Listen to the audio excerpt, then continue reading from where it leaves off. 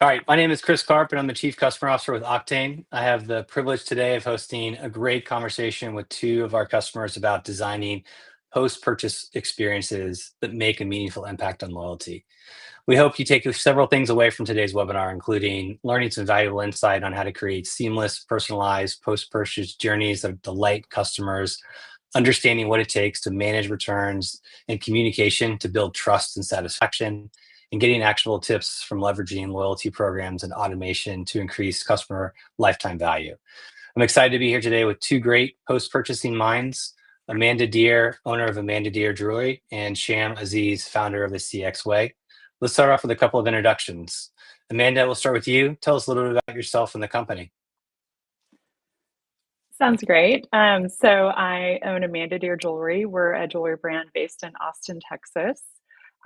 We create meaningful, personalized jewelry that's perfect for every day. I designed my first piece of jewelry 15 years ago and fell in love with it and had to figure out a way to do that full time. So what was a hobby turned into like a full-time thing, and fast forward through a ton of work. But we've made, designed, shipped hundreds of thousands of pieces of jewelry all over the world, thanks to ShipStation. Also, I opened my first retail store in 2017, and that's been really amazing to be able to interact with customers that way.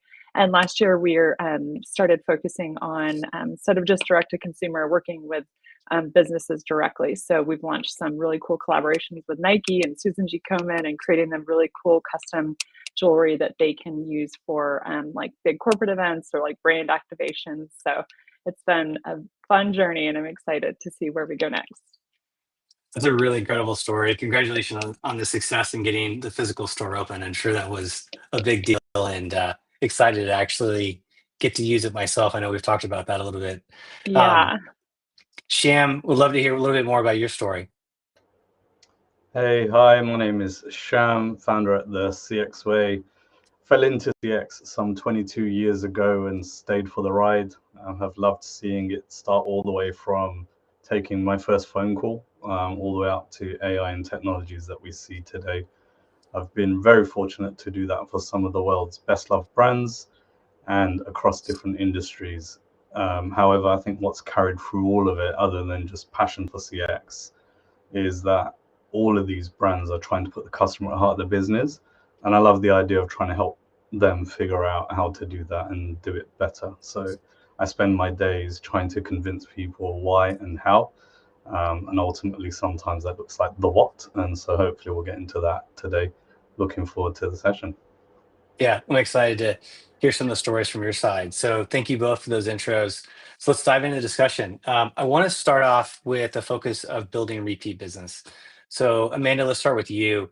How can brands design the post-purchase experience that build trust and turn buyers into repeat customers, which I feel like is so important for your business?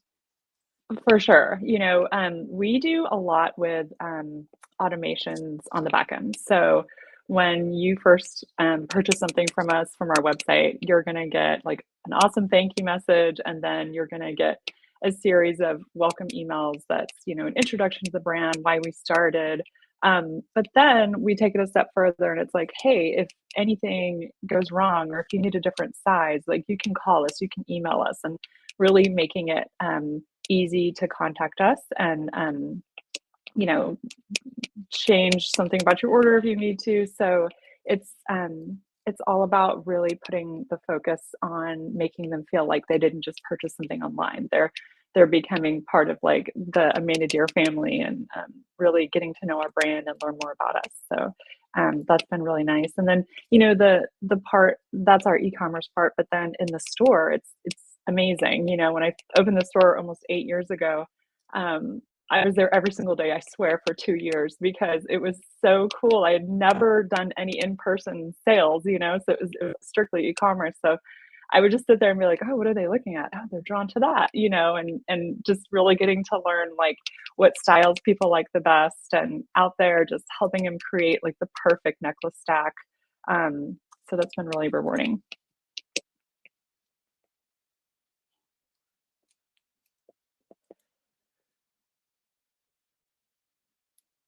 Chris, you're muted. Did that happen automatically or did I do that? I don't know. My bad. Sorry. All right. We'll be able to edit that out. Okay. That's Keep good. That's going. excellent. That's good. So what I was going to say was, I think that's so important to sort of combine the experience of both a brick and mortar with e-commerce. And you see so many companies now being able to do that, leverage the strength of e-com, but use the Mhm. brick and mortar as part of the experience itself to sort of build more of that connection to your customers and those unique experiences that you couldn't have otherwise. So I think it's a really, really interesting story. Sham, what are your thoughts on that? Love hearing about the journey, Amanda, and love that you spend time in store as well. I just think that's the best place to be, right in front of the customers, where you can get the benefit of being a multi-channel jewelry brand. I think for me, it's the basics, the hygiene factors, going back to the beginning and being thoughtful about your customer journey. Don't let the process dictate how that order comes from inspiration all the way through to delivery. Think about the experiences you want. So when you shop at Amanda Deer, you get a welcome message, you get notes telling you about the journey along the way. That's deliberate and thoughtful part of the customer journey. And I would say go back and revisit it, try it out yourself as a customer as well, and make sure that it's still doing what you thought it was doing, and make sure that friction hasn't crept in along the way, whether that's through the supply chain or whether it's back where you're packing those products, or once it gets there, following up with your customers and speaking to them and finding out whether their needs and wants have changed. And so doing the basics really well, mystery shopping your basics to make sure that they are as intended, and then speaking to your customers. Yes, you're selling to them, but go back and speak to them, because your competitors are doing that. They are speaking to your customers. So make sure you're doing that. Make sure you're trying to understand what their new needs are, and keeping up with those. I think sometimes it's a given that you have a store or you have a website, you place a product on there, you sell it, you have an easy checkout journey, and you just deliver it. In an ideal world, that's how it would work. But it's making sure that all of those different systems, all of those different suppliers, they are actually speaking to each other, or that the handoff is seamless and it's working in line with the customer. We often talk about customer care and customer experience as being slightly reactive, and then we started to move in around sort of the mid 2000s, early 2000s into that proactive piece. But now I think we're looking at predictive. So with AI coming on board, if you've done all the basics and you're saying, Sham, I already done all that good stuff, I know what I'm doing, I want a little bit extra spice, then that's where you're sort of figuring out how AI can make it a little bit more thoughtful, a little bit more personalized, and making sure that, I guess, you're not sharing all of the same products to all of your customers. And then that's the difference ultimately. Yeah, certainly AI is such a big focus, but one of the things that you said that I just want to reinforce the point around kind of goes back to more of an old school process improvement, which is mystery shopping. It's sort of a fundamental thing that I think is a great tip that everybody should do. Go through the same experience that your customers are going through, walk in their shoes, both through the purchase and the post-purchase experience, and look for those small details that you can use to just get better and better and better. I think it's a great suggestion. I mean, we used to do this at one of the places that I worked. So together with the supply chain team, we would order a product, and I don't want to worry anybody, but once we'd got the package, we would drop it from height to see how it would react. We Yeah. would then unpack it and see how it would open. And we had sort of a checklist, if you like. And then we took that feedback, and because we were in the room with our supply chain colleagues, it was just transparent, open, and honest, and we were able to mystery shop ourselves really well. And then the supply chain team would call up my team, the customer care team, and say, "Hey, my package has arrived damaged," and to see what the experience is and how they would deal with that. And so we were working in partnership to mystery shop each other and actually raise each other's game. So yeah, teamwork, dream work, all that good stuff. Yeah, it's an awesome example. All right, I'm going to switch gears a bit, and I want to talk about returns done right. Returns has become such an interesting aspect of the post-purchase experience in recent years, and I'm really interested to hear how you both approach this aspect of the customer experience. So, Amanda, I'll start with you. What are the best strategies to manage returns so they reinforce customer satisfaction instead of hurting loyalty?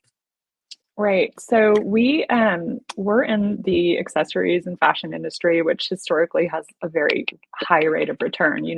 People will buy a shirt but buy it in a small and a medium because they're not sure what size they need and then return the one they don't want, right? So there's so much that you have to do on the back end to make sure it's smooth. For us, it's free exchanges, free returns. We want to make it just frictionless. We want to make it easy. We use an app called Redo that plugs into our Shopify, and I really like it because there's a portal that our customers can like really easily go into. They just need like their order number and their name or email address. And then they look up their order, like, oh, it was too small, or I just didn't like it. And we get that feedback in a report too. So it's like, okay, wow, this ring size is just not working. Maybe we need to like give an explanation of, hey, this fits a little snug. Maybe consider sizing up half an inch or something like, or half a size.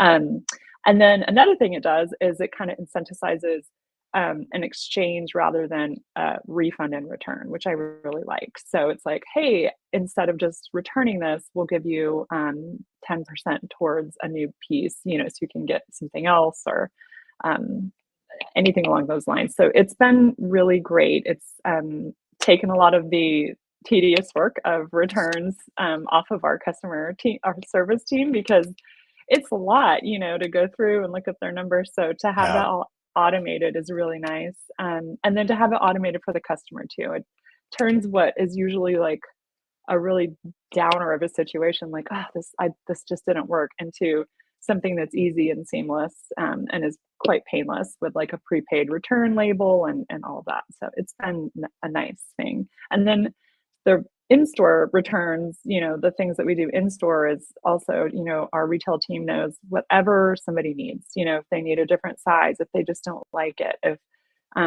they wanted it a different finish, we're really about like honestly making our customers so happy, because we know that's what's going to keep them coming back.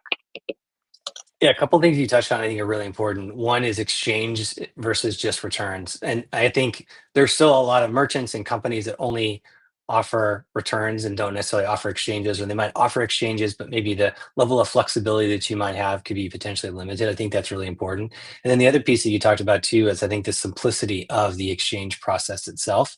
As much as possible, simplifying it within the actual software experience versus having them needing to call. I totally agree, even though coming from the customer service world, it's understood even for me that when you have to talk to somebody in customer service, it's just a friction point. And your ability to take that away, I think, just only improves the overall customer experience. So I think it's great advice. Sham, I'd love to get your thoughts on how do you see the best strategies to manage returns so again they reinforce customer satisfaction. Loved hearing everything about how Amanda does things, especially that transition into store, and love to pick up on the autonomy that you spoke about, that your staff have the access to do whatever is right for the customer. And so being able to try and do that perhaps in a call center environment. So for those customers who tried the automated journey or the self-serve journey, if they didn't get to the solution or what they wanted, and when they do go through to the call center, that, to your point, Chris, there isn't that friction there. They're able to speak to somebody and say, hey, I got two of these, one of them wasn't right, or this doesn't quite fit right. It's making sure that they have the autonomy there also, at scale, to be able to make things happen. And sometimes making things happen, this sounds so simple, but an exchange. I've worked at some companies where in order to do an exchange, you have to refund the first order and then place a brand new order. And this now has two different sets of money in the system. And so this is all friction that we've found workarounds for. But technology today would enable you to do exchanges. And so don't just implement your technology and forget about it and leave it there. Make sure that you are installing the newest updates, you making use of new features that are coming through, and continue to test them. Go back and look at your customer journey, look at that returns customer journey. What was the happy path to an exchange? Mystery shop that too, and make sure, to your point, Chris, that it doesn't have the right amount of friction.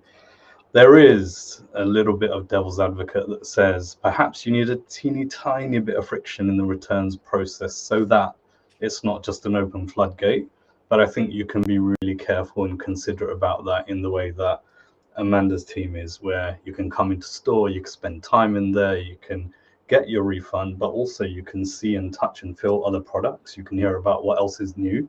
And so it's not a hard sell, it's just putting in front of them what else is happening. And so teeny tiny bit of friction, getting them into store perhaps, or if they've called you to say it's the wrong size, it doesn't hurt to just offer the next size up or down. And so not being afraid to just, make that extra sort of suggestion to the customer, and deliberate but careful friction. I think it's really sound advice. And again, I just think it's so important nowadays with so much volume happening through e-commerce and just the flexibility that customers have, that the return process does feel frictionless. So I think it's great advice from both of you. Thank you for that. So I want to talk for a minute about loyalty and automation. I know in the first question we touched a little bit on some of the lifecycle management of a customer, lifecycle communication. But I'd love to kind of hear both of your thoughts on how brands can leverage both loyalty programs and even marketing and communication automation through that life cycle to maintain both engagement and boost lifetime value. And Amanda, we'll start with you. So we actually recently launched our first loyalty rewards program, which has been really exciting. It's something that our customers have been asking for.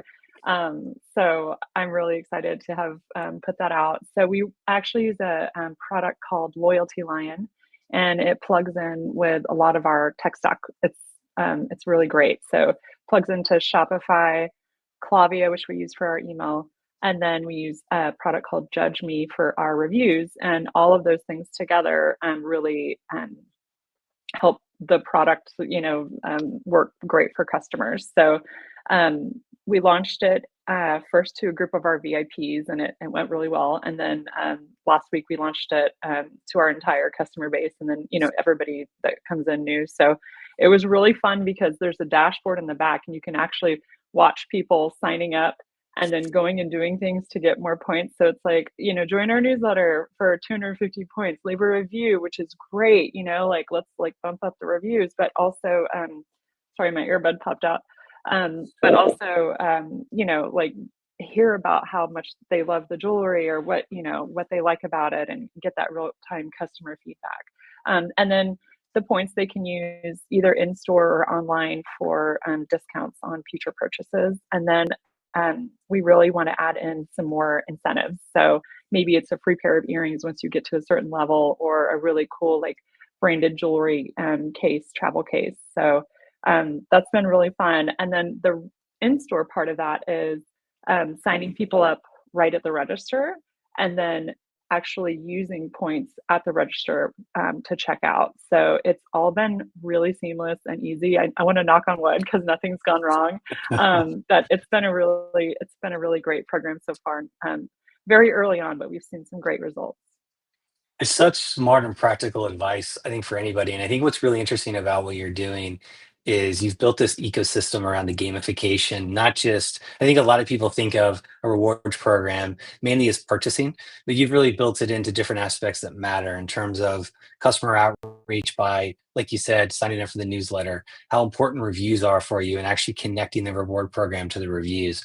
I think that's really smart and sound advice, I think, for everyone that might be thinking about it. So it's not just about the purchase itself, but all these different aspects, and then how you've also further connected into the store itself as we were checking people out and trying to sign people up. So I think it's really, really exciting to hear, especially that you just launched it to all of the customers. And it sounds like that you've done a really thoughtful approach to how you've built it out. So good luck as going forward. And I think it's also a great kind of template and blueprint for others to follow.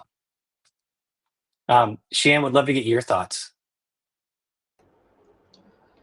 I'd love to talk about, the other version of loyalty. So points are great, and so are purchases. But I also love the exclusivity and experience side of it. I spent a number of years working for one of the world's best department stores, and what they did is they thought about it slightly differently. It almost would have been the done thing to set up points and allow people to purchase. And there's nothing wrong with that. That's a well-trodden path. I know I like collecting points. I know I like spending them. However, to be perhaps slightly different to competitors, what we did was think about how to build a club of exclusivity. So allowing people to join, making it easy in store. So on their mobile devices, they can have a QR code. And so when they get to the register, that can be scanned. They don't have to sit there and go through their email address and try and spell it, and with one A or two A's and accents and anything else that comes in the way of giving over your details. You scan, and what you're doing there is you're checking in. And then by checking in, then that data exchange happens. And I'm going to come back to that at the end, because I think it's really important about what we do with the data that we've been collecting for the last 20, 30 years. And so you check in, you then, whether you're purchasing or whether you're there for an experience, you are now building up points in the background. And this helps segment you not only for the marketing teams, but also then gives you access to exclusive experiences. So it's that scarcity factor, being able to get into a particular experience that is limited in its nature. And then you start to feel part of a group. And then going forwards, you as a brand can bring those like-minded individuals and groups together so they can spend time with each other. And so therefore, your fans are coming together to fan about you. And I think that's the best kind of marketing. I love that you've found a way to get your users, Amanda, to leave more reviews. And so if we play that forwards and put them in front of each other and give them a space to interact with each other, they get to do that through the power of your brand also. And so it's a different kind of loyalty. And it's probably early days for some of the brands that are thinking that way of doing it. But, the space doesn't sit still. And so I'm enjoying seeing how brands are making the exclusivity aspect work. And then just to sort of bookend that with the data piece, we've been collecting data for 20, 30 plus years. And every so often we'll go and do a deep dive and spend 2, 3 days reading hundreds, thousands of rows of data. So actually, how do we make use of AI today to take both structured and unstructured data? So the verbatim, so all the stuff they're writing in the reviews, Amanda, or all the things they're telling your call center over the phone or through email, through live chat.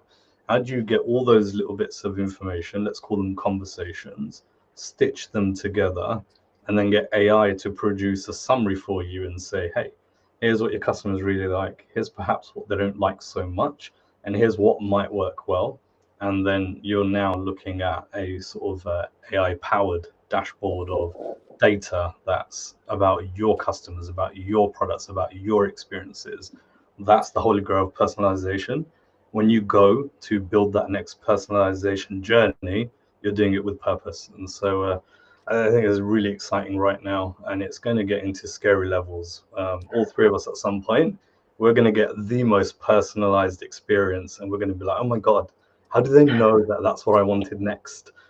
So I'm really looking forward to seeing this predictive space pick up in loyalty and the data that we're all collecting.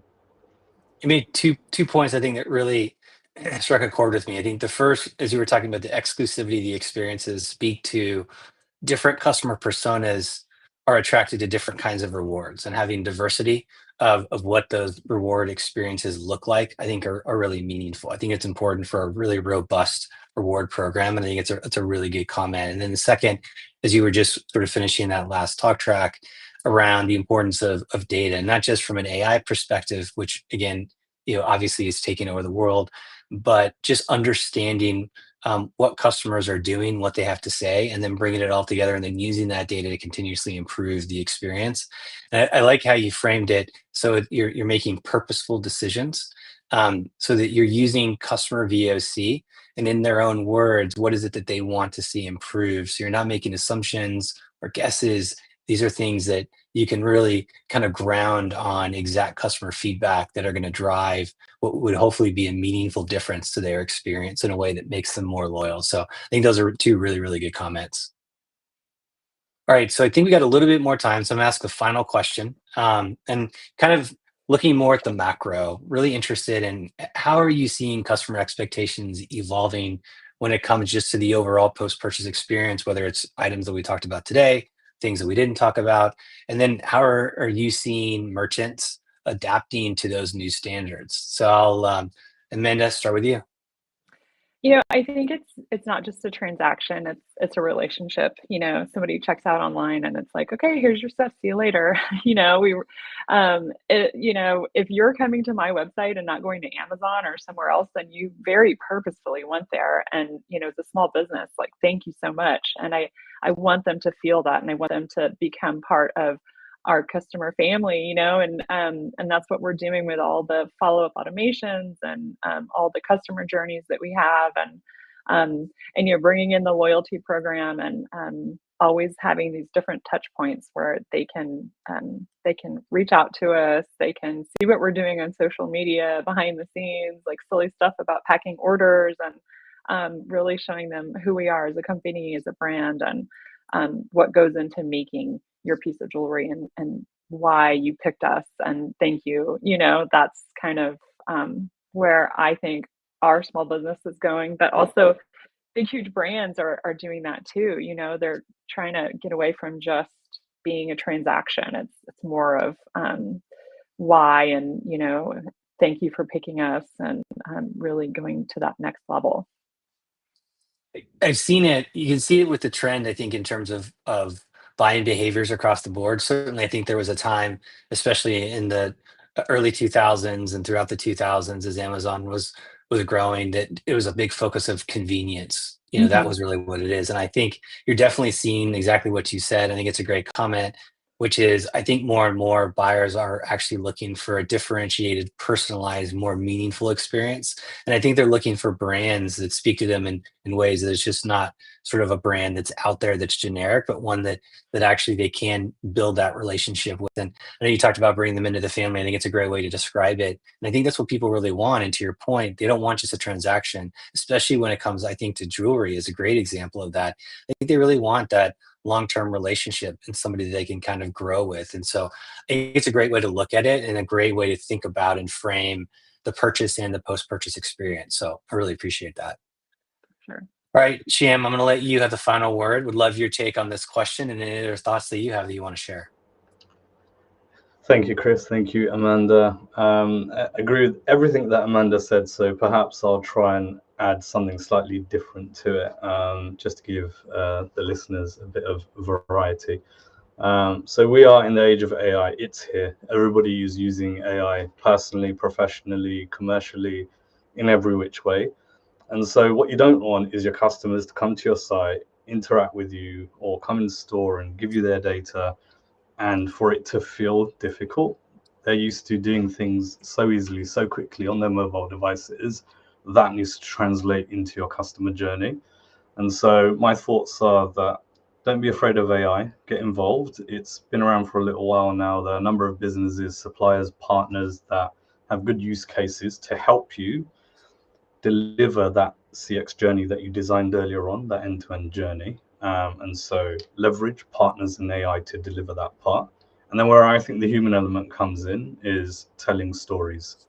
So tell your brand story and tell it loud and tell it wide and tell it often, because you might have been doing it for the last 6 months, 12 months, 2 years, 3 years, but there could be a new customer that doesn't know you and doesn't know your story. And so spend your time on telling that story. Make sure your technology and your AI in the background is delivering what it is that you wanted your customer journey to feel like, and make sure that you're out there.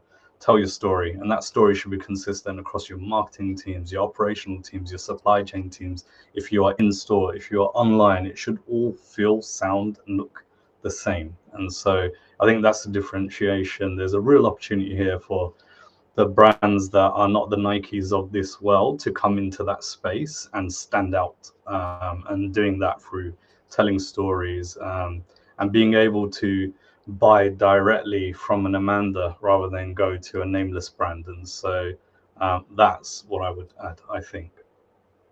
I think it's really powerful. And I think it's a great way for us to end the conversation.